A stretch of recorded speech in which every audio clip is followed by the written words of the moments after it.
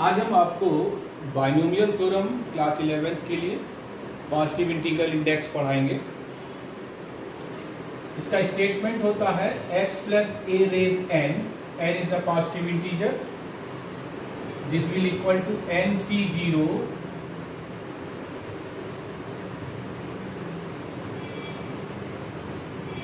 x raise n,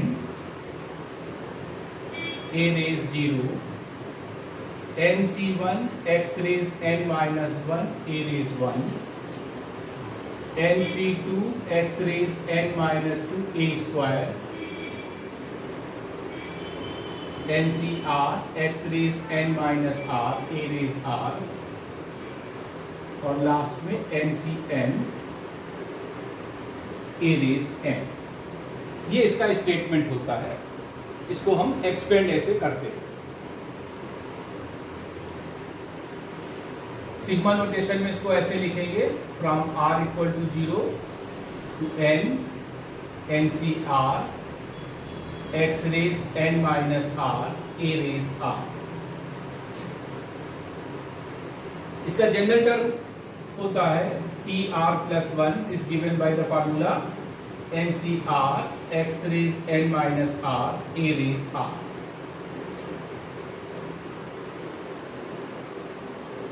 अब हम इसके बारे में आपको कुछ प्रॉपर्टी समझाएंगे, इसको ध्यान से देखिएगा।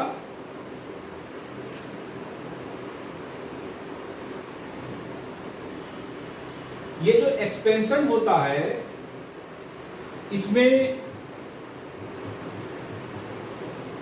टोटल नंबर ऑफ टर्म्स ये होते हैं n plus 1। In the expansion of x plus a raise n, the total number of terms would be n plus 1. Second property है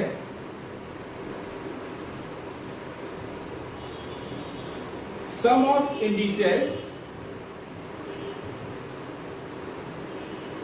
of x and a in each term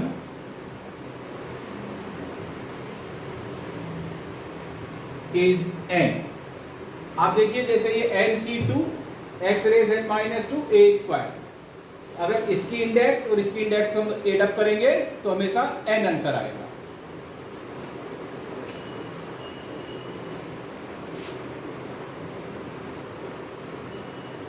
coefficient of terms equidistant from both end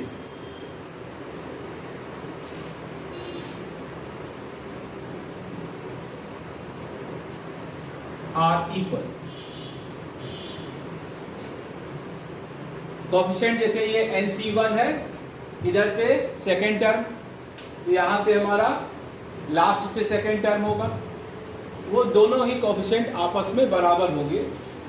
यहाँ पर हम property जो NCR की property है उस पर use करते हैं, जब NCR equal to NC N minus R. इस प्रॉपर्टी के कारण ये कोएफिशिएंट्स जो होते हैं जो इक्विडिस्टेंट होते हैं फ्रॉम बोथ एंड, मतलब इधर से अगर सेकंड है तो उधर लास्ट से सेकंड, इधर से थर्ड उधर से लास्ट के थर्ड, उन सब का कोएफिशिएंट जो होते हैं वो न्यूमेरिकली इक्वल होते हैं।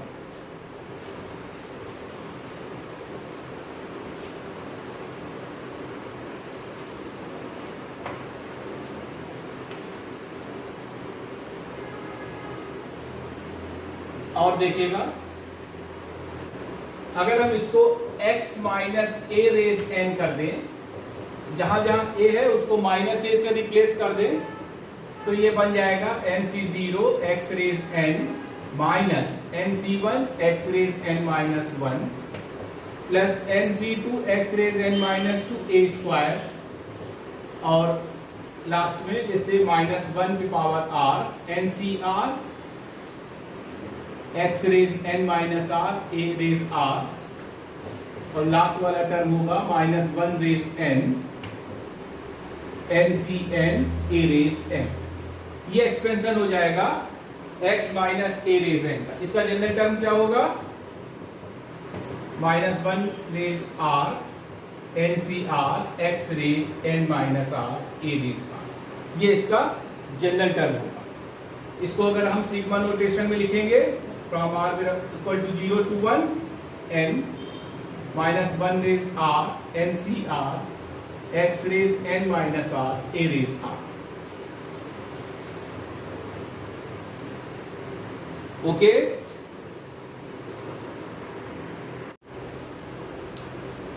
देखिए हमने आपको बताया x प्लस ए का ये एक्सपेंशन होता है और x माइनस ए का ये एक्सपेंशन होता है। अगर इन दोनों इक्वेशन को हम एड अप कर देंगे x plus A raise n plus x minus a raise n, तो इसमें निगेटिव वाले टर्म्स कैंसिल हो जाएंगे। क्या बचेगा? 2 times of nc0 x raise n plus nc2 x raise n minus 2a square, ऐसे चलता चला जाएगा। और अगर इन दोनों को माइनस कर देंगे तब क्या होगा? निगेटिव वाले टर्म्स एड अप होते चले जाएंगे।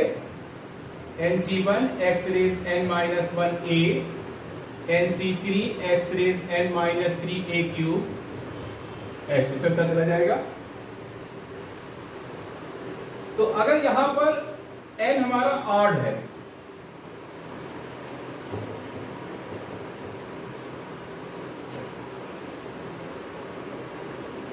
Then total number of terms, अगर हमारा n ऑड है then the total number of terms in 1 and 2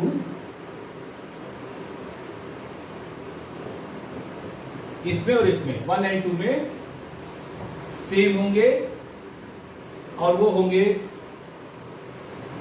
n plus 1/2। अगर n इवन है तब 1 में नंबर ऑफ टर्म्स होंगे n/2 प्लस 1 और सेकेंड में नंबर ऑफ टर्म्स होंगे n/2, total number of terms. तब फर्स्ट में होगा n/2 प्लस 1 और सेकेंड वाले में होंगे n/2 when n is even।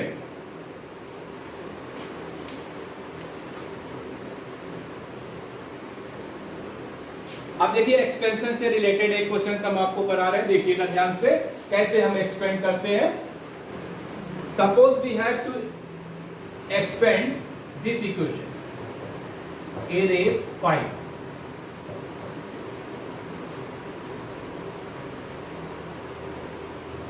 using the relation x plus a raise n, this becomes 5c0 x cube 5, 5c1 x cube 5 minus 1 that is 4 and a raise 1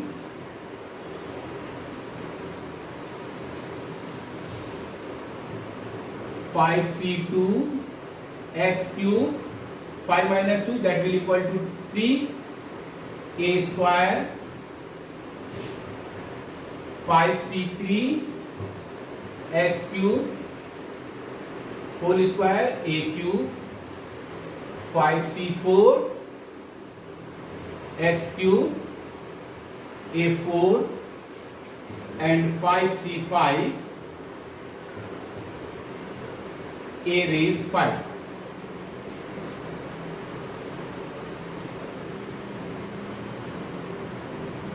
अब हम इसकी numerical value 5c0 that will 1 using the property of NCR that is factorial n upon n minus r factorial into factorial r, इस property का use करेंगे तो 5c0 हमारा 1 होगा, ये x रेज 15 बन जाएगा, 5c1 हमारा 5 होगा, ये 5a x रेज 12 हो जाएगा,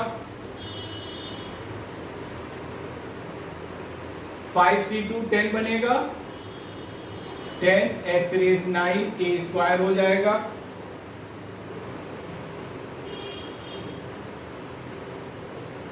फिर 5c3 फिर ये 10 हो जाएगा, x रेज 6 a क्यूब, फिर 5c4 ये 5 होगा, x क्यूब a4, 5c5 ये 1 होगा, a रेज 5। तो ये हमारा एक्सपेंशन हो गया इसका x³ plus a raise 5। Okay, हमने आपको एक्सपेंशन बताया है x plus a raise n का, that will equal to nc0 x raise n, nc1 x raise n minus 1 a, और ऐसे चलता चला जाता था, लास्ट में आता था ncn a रेज n। अगर हम लोग यहां पर x इक्वल टू 1 और a equal to x suppose put कर दे, तो ये बन जाएगा 1 plus x raise n, that is nc0 nc1a nc1x nc2x square, और ऐसे चलता चला जाएगा ncr x रेज r, और लास्ट में ncn x रेज n। ये एक्सपेंशन बन जाएगा। अगर हम इस एक्सपेंशन में x इक्वल टू 1 और a equal to x substitute करेंगे तो हमारा ये एक्सपेंशन बनेगा। अब अगर इसको हम सिग्मा नोटेशन में लिखेंगे तो इसको ऐसे लिखेंगे r equal to 0 to n, that is ncr x raise r। इसका जनरल टर्म क्या होगा, tr plus 1, this will equal to ncr x raise r। इसका बहुत यूज होता है। अब एक हम आपको क्वेश्चन करके दिखा रहे हैं, देखिएगा। सपोज वी हैव टू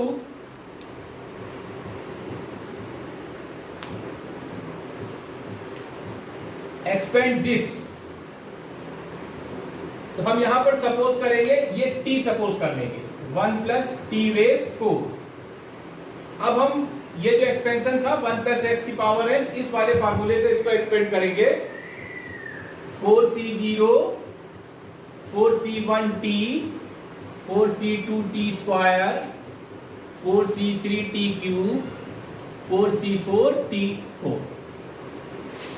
अब यहां पर हम t की वैल्यूज डाल देंगे। ये तो 4c0 ये हमारा 1 हो जाएगा, ये 4 हो जाएगा, t की वैल्यू कितनी थी 2x minus x cube,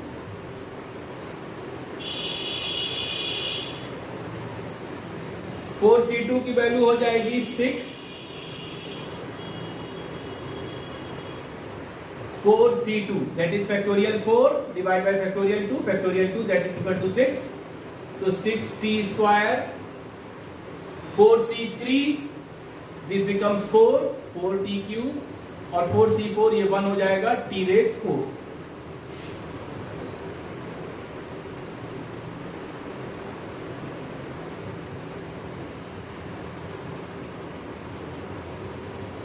t की value 2x minus x cube whole square, 2x minus x cube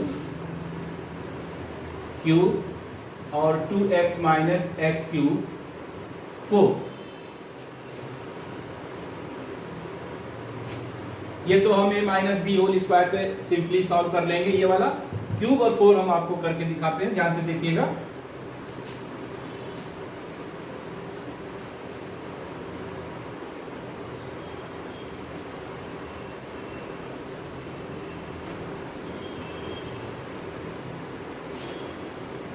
two x minus x cube that is 3c0 2x का whole cube 3c1 2x square minus x cube plus 3c2 2x minus x cube का whole square plus 3c3 minus x cube का whole cube का cube. Similarly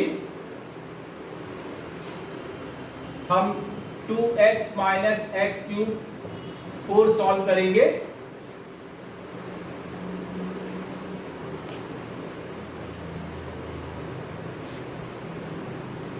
तो ये value आएगी 4c0 2x4 4c1 2x 3 minus x cube 4c2 2x square minus x cube का whole square 4c3 2x minus x cube का whole cube and 4c4 minus x cube की power 4।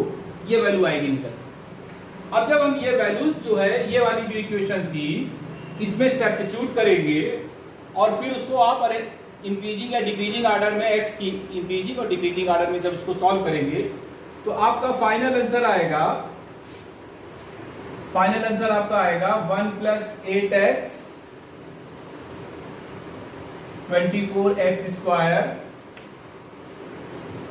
28x cube minus 8x4 minus 48x raise 5 minus 56x power 6 plus 24x raise 7 plus 12x raise 8 minus 4x raise 9 minus 8x raise 10 and plus x raise 12। ये आपका final answer इसका निकल कर आएगा। देखिए ये question मैंने सॉल्व करके दिखाया है। आपको अगर बायनोमियल थ्योरम पढ़ना है, अच्छे से समझना है, तो आपको एक्सपेंशन अच्छे से आना चाहिए। दो चीजें इसमें होती हैं, प्रॉपर्टीज ऑफ कोएफिशिएंट और एक्सपेंशन। अगर आप एक्सपेंशन अच्छे से निकालना सीख गए, आप जब प्रैक्टिस करेंगे तो बहुत जल्दी निकलेगा। इसलिए इसकी प्रैक्टिस करना आपको जरूरी है, जिससे कि ये आप एक्सपेंशन इसको करके दिखा सकते हैं। और जब आप एक्सपेंशन आ जाएगा तो फिर आप सवालों को करने में आपको कोई दिक्कत नहीं होगी। ओके, अब हम आपको जो हमने जनरल टर्म आपको सिखाया था उससे रिलेटेड क्वेश्चन करा रहे हैं, ध्यान से देखिएगा। Suppose we have to find out in this expansion 10th term. मान लीजिए कि हमको इस एक्सपेंशन में 10th टर्म निकालना है, तो हम लोग सबसे पहले आप जनरल टर्म निकालिए, that is tr plus 1 that is 12cr x raise 12 minus r 1 upon x raise r।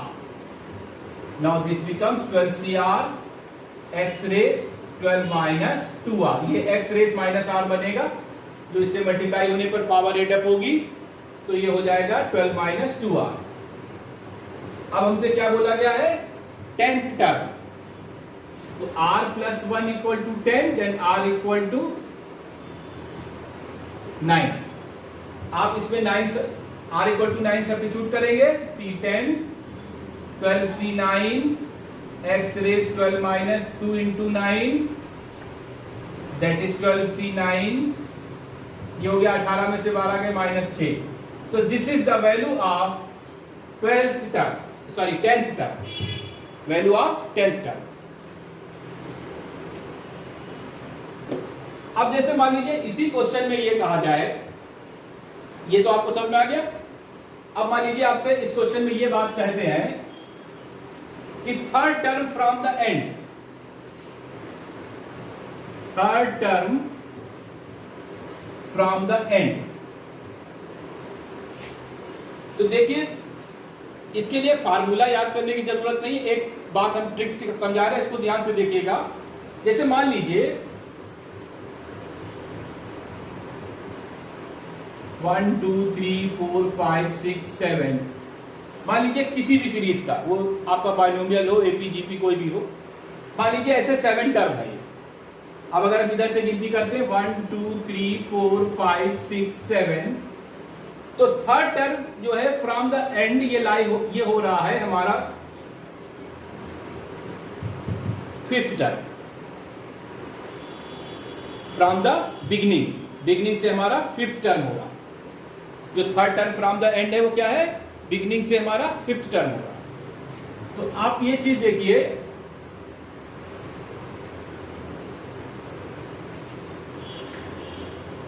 अगर हम 7 माइनस 3 और प्लस 1 कर दे तो ये 5 हो जाएगा,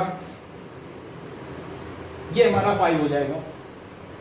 इसका मतलब ये हुआ अगर कोई सीरीज के आपको total number of terms clear हैं, जैसे इसमें 7 था, तब n टर्म होगा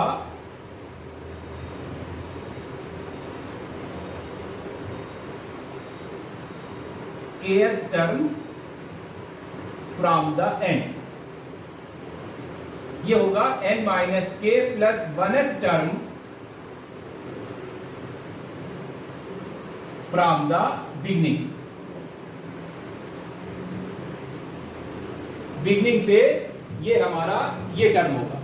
अगर आपको total number of term clear है, सपोज करो वो कोई नंबर n है और आपसे बोला जाए कि kth term from the and, तो उस n माइनस के प्लस 1th टर्म होगा फ्रॉम द बिगनिंग। अब इस क्वेश्चन में हमसे पूछा गया था third term from the and.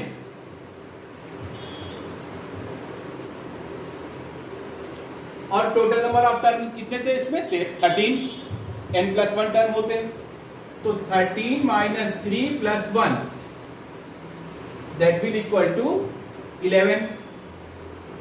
तो therefore third term from the end is 11th term from the beginning. तो 11 के लिए हमें क्या करना पड़ेगा? r इक्वल टू 10 रखना पड़ेगा, 10 प्लस 1। अब इसमें r इक्वल टू 10 आप सपोज कर लीजिए, तो 12c10 x raise 12 minus 2 into 10 that is 12c10 x raise minus 8।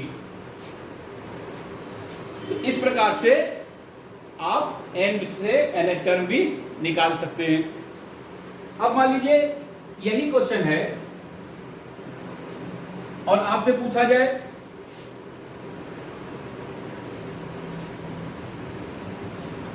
Find the term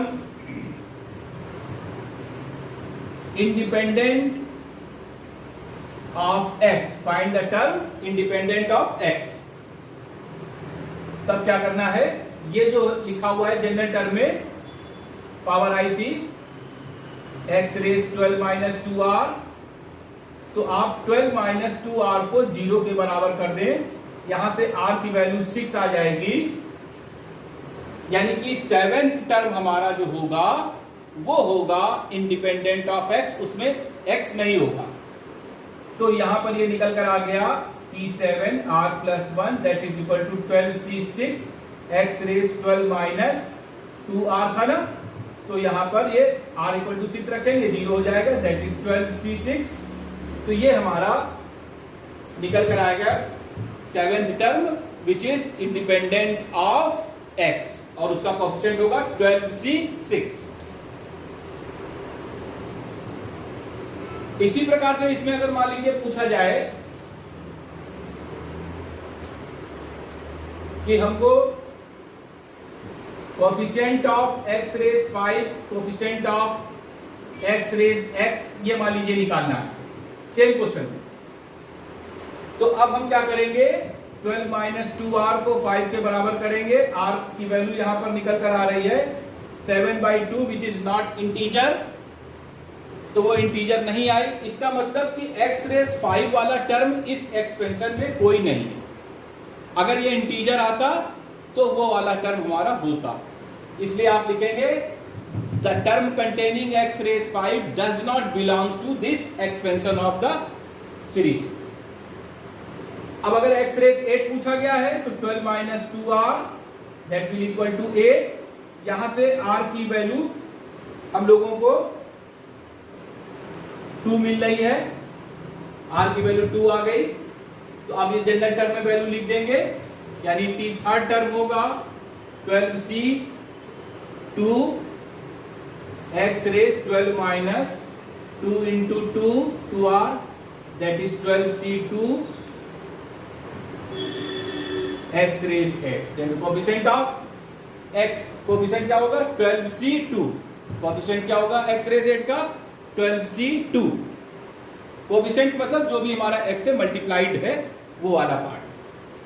इस प्रकार से एक ही क्वेश्चन में आप जनरल टर्म अगर आपको निकालना आता है तो उससे रिलेटेड जितने क्वेश्चंस हैं वो आप कर सकते हैं। ओके।